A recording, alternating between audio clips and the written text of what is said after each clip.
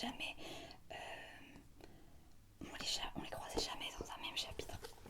Et petit à petit, j'ai commencé par deviner ce qui les reliait, on va dire, mais comment c'était mis en place. Je cherche à vous expliquer sans vous spoiler comment ça s'était mis en place. Ça, j'avais pas deviné. Et j'avoue que ben, j'aurais pas pensé et que ça, c'était vraiment très original. Et aussi, il y a une histoire d'enquête et de meurtre. Et ça, j'ai aussi un peu deviné. Par contre, la résolution, j'aurais pas deviné non plus. Et j'ai bien aimé. Je trouve qu'il y a eu un peu un coup de chance. Mais bon, pourquoi pas, des fois il y a des choses dans la vraie vie. Bah, même dans la vraie vie, on se dit, attends, mais ça pourrait jamais arriver. Et si, il y a des choses qui sont arrivées, c'est quand même rare. Mais du coup, les choses pas réalistes, bah, peuvent être réalistes des fois. Alors après, c'est de la chance, enfin, ça dépend. Mais par exemple, il y a un livre de Marc Lévy, Les Enfants de la Liberté. Bon, c'est atroce parce que c'est pendant la guerre. Et on peut pas vraiment dire que les personnages ont de la chance parce qu'ils vivent des choses atroces, mais ils ne meurent jamais. Après, à chacun de dire si on trouve que c'est mieux ou pas en fonction vis-à-vis de la vie horrible qu'ils vont vivre. Il y a un oiseau qui doit être en train de taper sur ma maison, désolé. Mais tout du long on se dit mais c'est Tintin en fait, les gens ils meurent jamais et pourtant c'est une histoire vraie. Mais c'est quand même rare ce genre de choses. Mais donc les choses qui paraissent peu réalistes peuvent l'être de temps en temps. Donc là je me dis pourquoi pas. Mais voilà, il y a des choses que j'ai devinées. Ce qui n'est pas un point négatif, c'est bien aussi des fois de comprendre et de deviner. Mais c'était des choses voilà, qu'on a déjà vues, mais dans une histoire différente, donc c'est pas du tout problématique. Et la mise en place ou la résolution était à chaque fois très originale et très différente de ce que j'ai déjà lu jusqu'à maintenant moi. Donc j'ai beaucoup aimé ça. Et ouais, vers la fin vraiment je pouvais plus m'arrêter parce que je voulais vraiment vérifier que ce que j'avais deviné était bon et avoir les réponses totales quoi, parce que comme je vous le disais il me manquait des éléments. Donc on suit deux personnages différents tout du long, des environnements différents. On peut même se demander si l'époque n'est pas différente. Et on va pas se mentir quand même, le personnage principal on va dire, enfin voilà, il y a un des personnages, il a quand même une vie pas cool, hein. Enfin, pour le coup lui il a vraiment pas de chance, alors il meurt pas ou quoi, enfin. Mais ouais, il lui arrive plein d'événements, on peut comprendre qu'il soit comme il est en fait un petit peu. Parce qu'il n'est pas quelqu'un d'horrible ou quoi, parce que il faut jamais donner d'excuses aux personnes affreuses, mais lui c'est pas ça le problème. Mais il a des défauts quand même on va dire.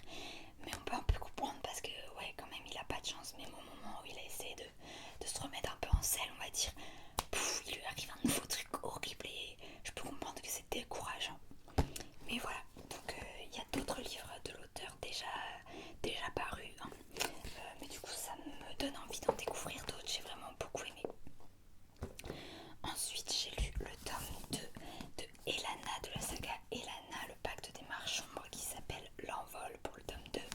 Et franchement toute cette saga j'ai adoré, tout comme j'avais adoré Les Mondes et la quête des Willan.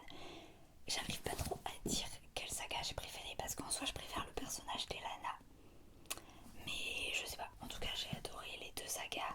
J'ai vraiment adoré en apprendre plus surtout sur son passé. En fait on voit toute sa vie du début de sa vie, fin de ses premières années, jusqu'à même après ce qui se passe dans la quête et les mondes des Willan. Et vraiment en apprendre plus sur ce personnage que j'adorais particulièrement, c'était super cool. Et en plus elle a pas une vie comme les autres, enfin il y avait vraiment des choses intéressantes à voir. C'est un parcours de dingue, des rencontres de dingue. Et ouais, il y avait des personnages hyper attachants pour le coup, contrairement au livre d'avant. Et j'ai adoré. Franchement, je vous lis quand même le résumé, mais voilà, si vous voulez pas passer. Ses longs cheveux noirs tombant en rideaux devant son visage, son attitude, position de combat ou figure de danse, l'énergie qui se dégageait d'elle, la fille n'était plus une fille, c'était un oiseau, prêt à l'envol. Donc ça va parce qu'en fait les résumés sont souvent en fait une phrase qui a quand même une certaine importance et un certain impact dans le livre, mais du coup ça résume pas vraiment tout ce qui se passe, donc ça vous spoil pas tellement.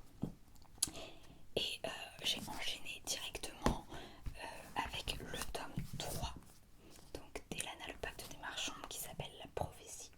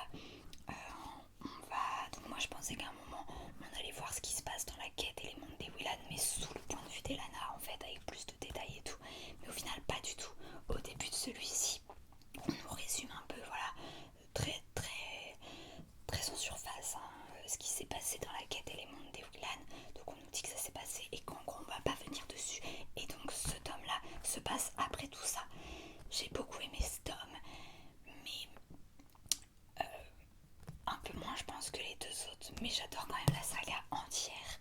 Mais j'ai un peu moins aimé parce que du coup, alors même si c'était pas du tout ce à quoi je m'attendais, vu que je pensais qu'on allait vivre au bout d'un moment ce qu'on avait déjà vécu, au final je trouve ça bien, ça aurait été peut-être un peu redondant, et de voir l'après, c'était hyper intéressant. Mais du coup, il y a des passages, en fait, on n'était plus vraiment dans Elana en train de la suivre et sur elle. Des fois, on était sur Willan, sur d'autres persos. Et moi, j'aimais bien qu'on soit vraiment focus sur Elana. Et à des moments, on avait plus l'impression de se retrouver du coup dans les mondes ou la quête des Willan et plus dans Elana en soi, quoi. Donc ça m'a un peu dérangé, mais c'est pas tout le long du livre, donc ça va. Et à chaque fois, il y a quand même une logique. Si on les suit, c'est par rapport à quelque chose qui se passe avec Elana. Là, on va, bah attention spoiler pour ceux qui n'auraient pas lu la quête des Willan, les mondes des Willan et les deux premiers tomes d'Elana. Mais là, on suit Elana une fois qu'elle est la guide marchombre. Je sais plus comment c'est le titre, maître marchand de Salim. Donc c'est aussi intéressant. Avant on l'a vu en tant qu'élève, enfin on l'a vu avant qu'elle soit marchombre, après on l'a vu élève marchombre, là on la voit en tant que maître marchombre. Mais du coup il y a aussi des passages, voilà, on va être beaucoup sur Salim, ça a évidemment un lien avec elle, mais on n'est plus vraiment avec Elana. Donc ça m'a un peu dérangé. Mais ce qui m'a le plus dérangé, attention spoiler aussi, mais c'est que tout début, donc là c'est vraiment que pour ce... Alors, je sais pas si je peux vous le dire. Bon bah je préviens qu'il y a spoiler, hein, mais bon. Au tout début on comprend qu'elle a eu un enfant. Et là j'ai été tellement dégoûtée parce que bah je sais pas si j'en ai déjà parlé en vidéo, et donc si vous le savez, mais moi j'aime pas les enfants. Et j'en veux absolument pas. Et évidemment quand on suit le personnage de Lana, enfin je trouve que c'est trop cliché d'avoir fait la fille hyper indépendante et tout ça. Et qu'au final, bon bah elle décide d'avoir un enfant parce que ça apporte aussi une morale sur l'amour et tout ça. Je trouvais ça trop cliché. Pourquoi des fois elles peuvent pas juste être indépendantes tout du long, ou voilà, se lier avec d'autres personnes mais ne pas vouloir d'enfant. Et comme moi je supporte, enfin j'aime pas du tout ça, bah j'étais trop déçue. Mais malgré tout, même si tout du long ça m'a gênée, déjà ça m'a gêné qu'on suive une histoire avec un gosse là, enfin voilà, ça m'a saoulé ça. Et tout du long ça m'a gêné que Elana en particulier, voilà, ait un enfant. Et aussi Edwin, hein, au passage, qui est pas le genre de personne qu'on s'attend à avoir un enfant. Ouais, ça m'a grave déçu, grave gêné, mais malgré tout, l'histoire a été hyper cohérente, hyper passionnante, hyper intéressante autour de tout ce sujet-là. On était concentré sur l'enfant, mais il avait une importance évidemment, mais on n'était pas en train de suivre sa vie, quoi. On n'était pas tout le temps avec lui, d'ailleurs on le voit pas tant que ça au final. Et voilà, c'est parce qu'il avait un lien direct, une causalité, mais on le suit pas genre vivre sa vie. Donc heureusement, sinon là ça m'aurait vraiment gavé. Mais du coup voilà, comme l'histoire quand même était passionnante et hyper bien menée, j'ai évidemment adoré. Et du coup je n'arrive pas du tout à imaginer ce qu'ils auraient fait, enfin ce qu'il aurait fait Pierre Bottero s'il n'y avait pas eu cet enfant. Mais au tout début vraiment quand j'étais là, ah oui un enfant, et plus je lis, plus j'étais là en mode ah oui donc c'est bien Elana, on nous dit pas qu'en fait c'était pas ça. Mais voilà, j'ai quand même adoré, mais c'est quand même un gros point qui m'a dérangé. Mais comme ça a été bien fait, bah ça va. Ensuite, alors j'ai lu, c'est qu'à moitié un livre, mais bon, quand même, donc j'ai voulu le mettre dans mon compte de livre et dans cette vidéo. Je suis allée pendant mes vacances au zoo de la Flèche. J'avais reçu ça, comme vous le savez, en cadeau d'anniversaire, un séjour au zoo de la Flèche, donc en février. Et donc je suis hyper heureuse parce que bah, je l'ai enfin vécu. Et donc dans notre chambre où on dormait, il y avait un petit atlas des animaux du zoo de la Flèche. Mieux connaître pour mieux protéger. Et donc bah je l'ai ramené, hein. Déjà tout ce qui est gratuit je prends. Et puis bah les animaux c'est toujours intéressant parce que ça parle des espèces qu'on retrouve au zoo de la Flèche, mais du coup ça t'explique les animaux en général. Donc je vous montre un petit peu, il n'y a pas de résumé, voilà. Vous avez la présentation du zoo, ensuite les animaux par continent, donc Afrique, Asie, Océanie, Amérique. Donc là après c'est séparé en deux pour Amérique du Sud puis du Nord, enfin inversement. Animaux d'Arctique, ensuite on a les oiseaux en vol libre qui ont une catégorie particulière. Et le slogan un peu du zoo, mieux connaître pour mieux protéger. Donc là il y a urgence protéger la biodiversité, le développement des opérations in situ, je sais pas comment on dit, programme d'élevage, medical training, les vétérinaires du zoo de la Flèche, carnet rose, et ensuite les métiers du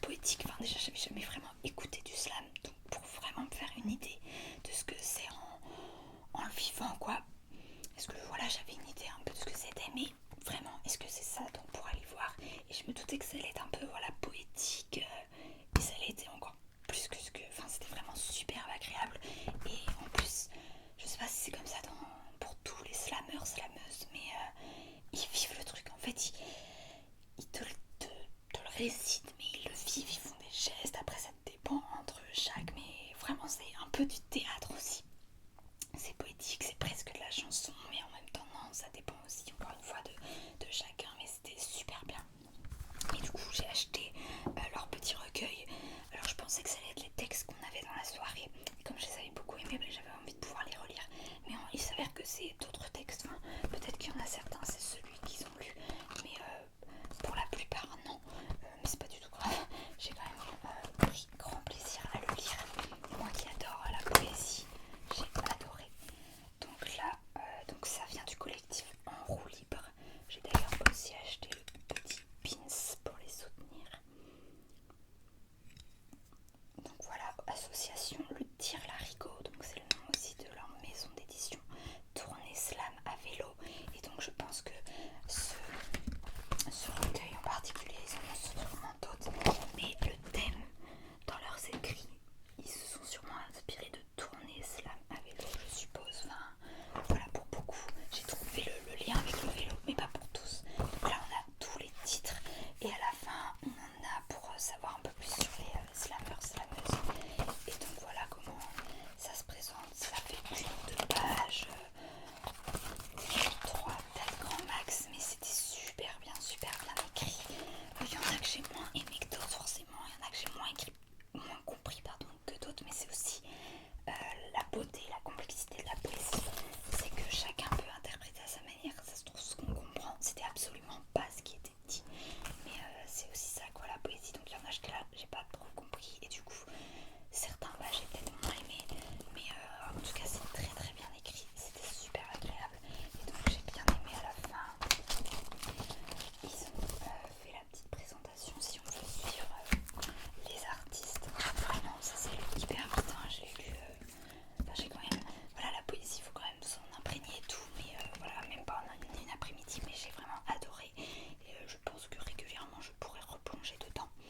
Donc c'était top.